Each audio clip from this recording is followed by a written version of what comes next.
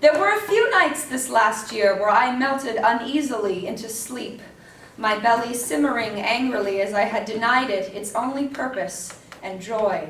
I can skip meals today. I had one yesterday. A friend dear to me was one of the many victims of the capitalist society we call our home, and I had gone almost beyond my means to come to their aid. But this was no burden to me. The knowledge my friend was roofed and clothed far outweighed any discomfort it caused me. Quick, engage in distraction each time my belly clawed its way out. Soon enough you will eat, don't worry. My cupboard still had some food, hard pasta, canned beans, boxed soup, more than enough to consume. Despite how slim, I was forcing my sporadic meals to match the width of my wallet, my body slowly fitting inside it as well.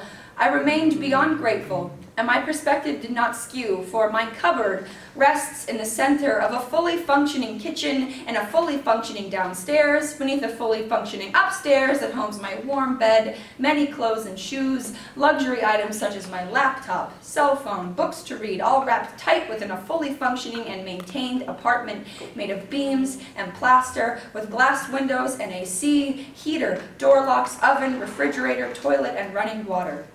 And even the small patch of land beside my house could quench any hunger, for fertile and nutrient-rich soil can be purchased and water instantly accessed to grow my own food.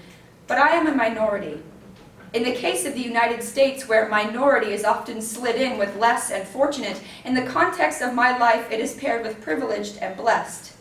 As a member of the race for humanity upon this earth, I am a minority. The impoverished, hungry, and homeless are better concealed in the U.S. rusted and flaking shields of invisibility thrown across their forms, and attempts to separate their world of pain from the discernible world of glamour.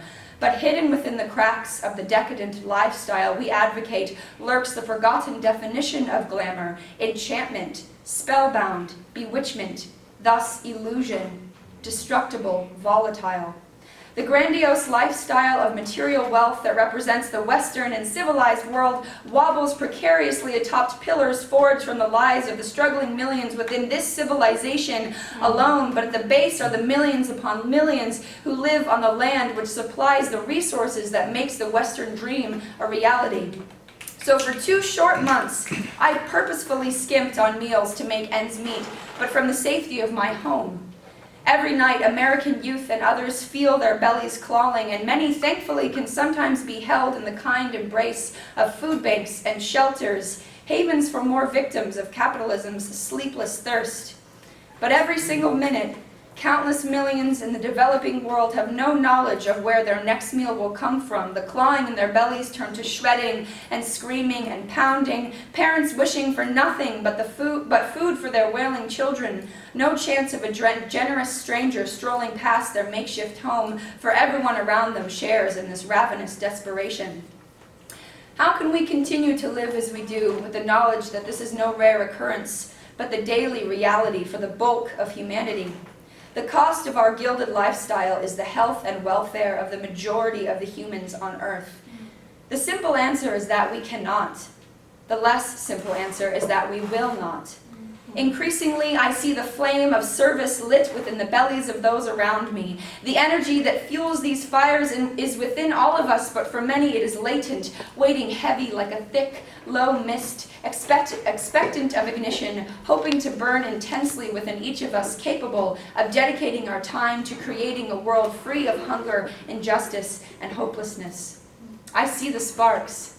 I see the flames igniting. I see the flames igniting within the bellies of the capable, where hunger does not claw, but rather compassion for the hungry claws within their hearts. These flames are leaping from human to human as the sparks fly from their eyes, glowing with the desire for change. And soon it will be infectious, a wildfire racing through an ecosystem which thrives upon its renewing inferno, belly after belly flaring with the energy to serve.